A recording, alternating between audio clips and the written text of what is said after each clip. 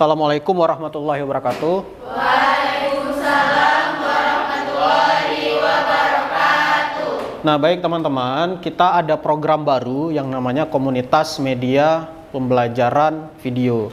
Nah, kenapa kita membuat media ini? Ini sangat penting ya, karena kita sudah tanya ke beberapa teman-teman kalian, survei bahwa memang selama ini keterampilan pengembangan media pembelajaran video itu terbatas, dan kemudian ketika ada mata kuliah media pembelajaran video tidak ditindaklanjuti sehingga pemahaman itu tidak mendalam. Nah, bisa saja karena keterbatasan jumlah SKS-nya, keterbatasan waktunya, karena dalam mata kuliah media pembelajaran itu harus mempelajari semua dalam bentuk media, jadi ada keterbatasan. Jadi ada beberapa teman-teman ada harapan supaya dibentuklah komunitas yang memang bisa memfasilitasi kreativitas teman-teman, khususnya mahasiswa pendidikan guru sekolah dasar, untuk belajar pengembangan media pembelajaran video. Jadi hari ini saya ingin mensosialisasikan bagi teman-teman yang memiliki keinginan untuk mendaftar. Di depan juga sudah ada posternya, silahkan nanti mendaftar melalui tautan yang sudah ada. Dan ini kegiatannya akan rutin kita lakukan. Nah, jadi nama komunitasnya Komunitas Media Pembelajaran Video Sekolah Dasar. Jadi kita khusus di komunitas kita itu untuk melatih kemampuan peserta pelatihan itu untuk mengembangkan media pembelajaran video. Boleh halaman berikutnya. Nah, ini tujuan kegiatannya, meningkatkan pemahaman tentang keberadaan komunitas. Jadi tujuan kita mensosialisasikan, kami mensosialisasikan ini supaya teman-teman paham bahwa ada komunitas baru di Prodi PGSD terkait video pembelajaran, khususnya video pembelajaran sekolah dasar. Dan kemudian teman-teman juga setelah mengikuti sosialisasi ini bisa tahu cara pendaftarannya seperti apa. Walaupun mungkin teman-teman juga sudah melihat di poster yang ada di depan. Sebelumnya sudah ada yang melihat di depan? Sudah. Sudah ada yang sudah mendaftar?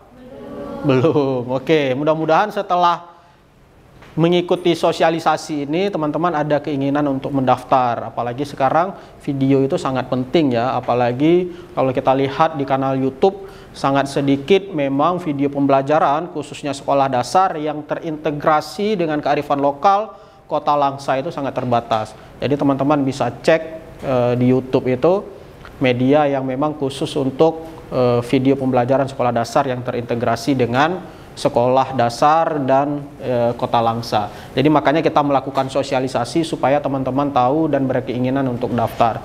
Dan ini programnya langsung di bawah program studi pendidikan guru sekolah dasar. Jadi ini akan rutin kita lakukan ke depannya. Jadi tidak hanya program sekali jalan selesai, tidak, tapi terus akan kita laksanakan secara rutin. Lanjut.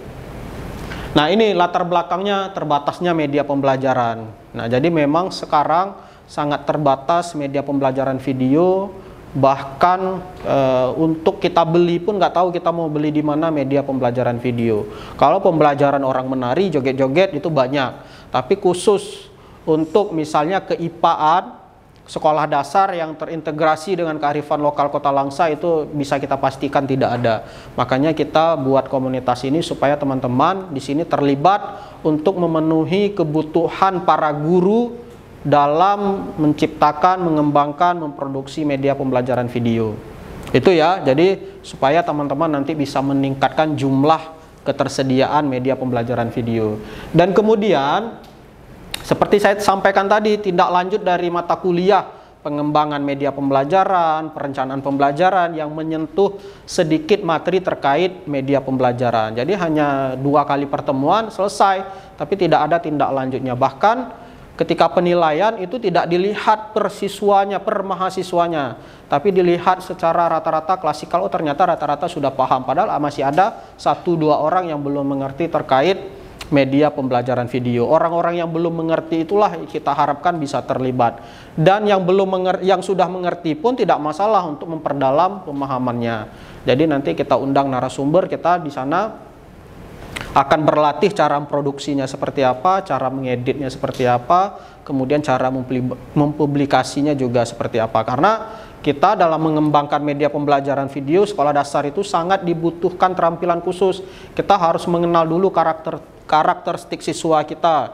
Kita harus mengenal dulu karakteristik materi pelajaran kita.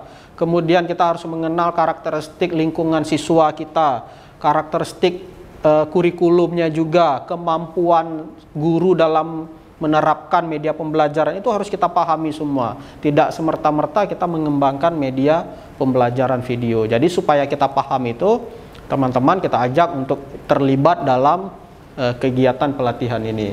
Kemudian terbatasnya kemampuan pengembangan ini sudah pasti ya, dari cerita-cerita dosen juga masih sangat sedikit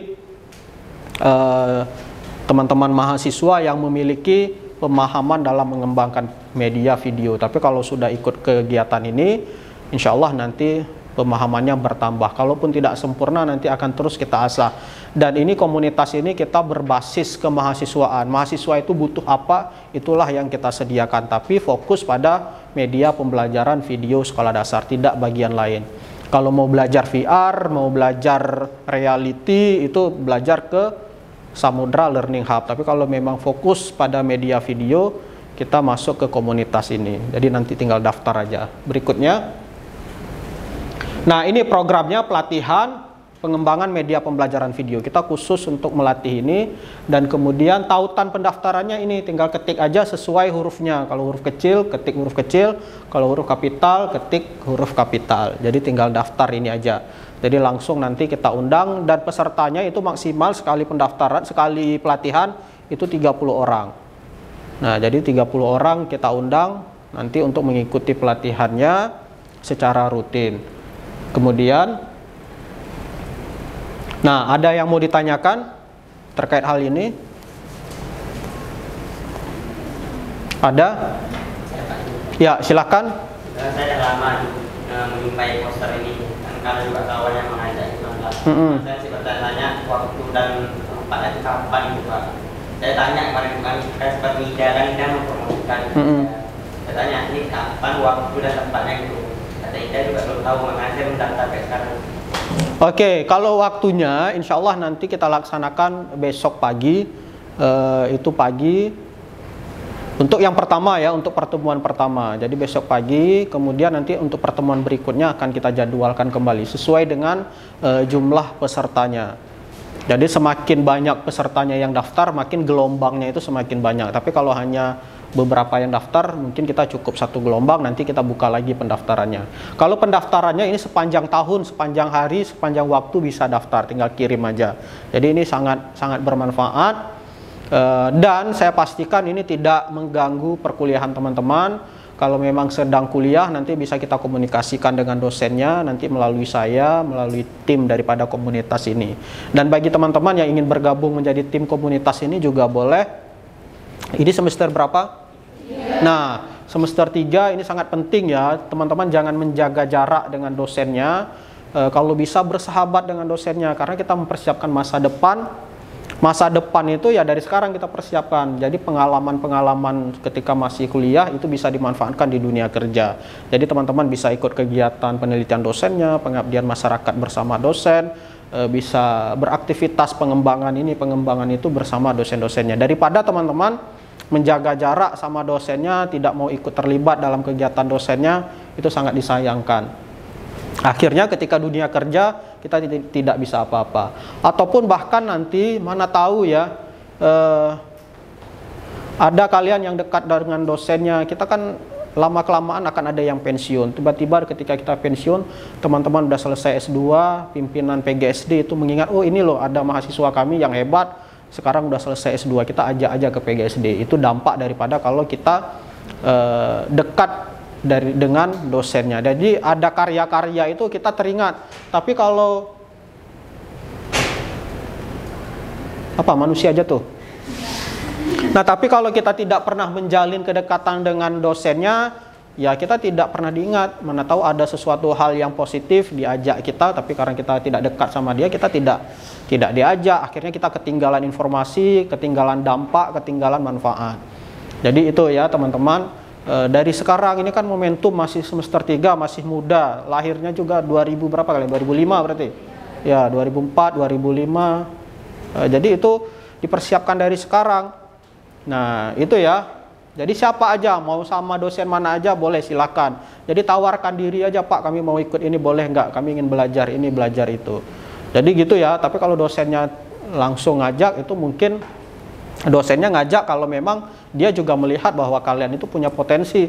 Tapi kalau nggak punya potensi, terus kalian diam, ya kapan bisa terlibatnya?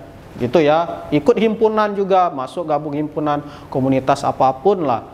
Jadi itu bisa mengembangkan diri kita. Itu ya, Ketua. Jadi insya Allah untuk pertemuan pertama besok, pembukaan pertama besok, nanti kalau memang pesertanya rame yang daftar, kita akan buka gelombang berikutnya. Jadi ini kegiatannya tidak akan pernah berhenti selama PGSD ada, maka kegiatan ini akan selalu ada. Ada lagi dari perempuannya, ada?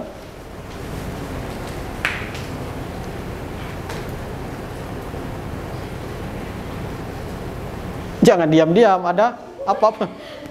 Ada? Nggak ada? Di belakang sana ada nggak? Cukup jelas ya. Nanti silahkan daftar.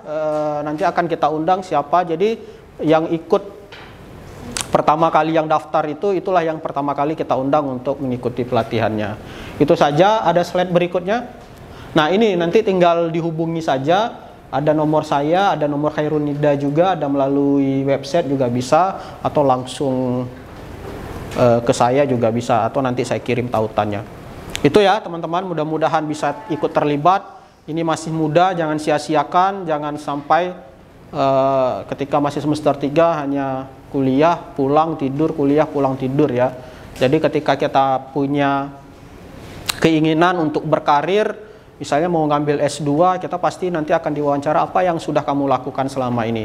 Minimal apa yang teman-teman lakukan, ikut komunitas ini menjadi jalan bagi teman-teman untuk menceritakan ketika wawancara beasiswa, wawancara pekerjaan, bahwa teman-teman itu sudah melakukan sesuatu hal yang sederhana tapi berdampak, nggak mesti besar tapi nggak berdampak, hal kecil tapi berdampak, gitu ya. Ada cerita. Itu saja dari saya akhiri. Assalamualaikum warahmatullahi wabarakatuh. Waalaikumsalam.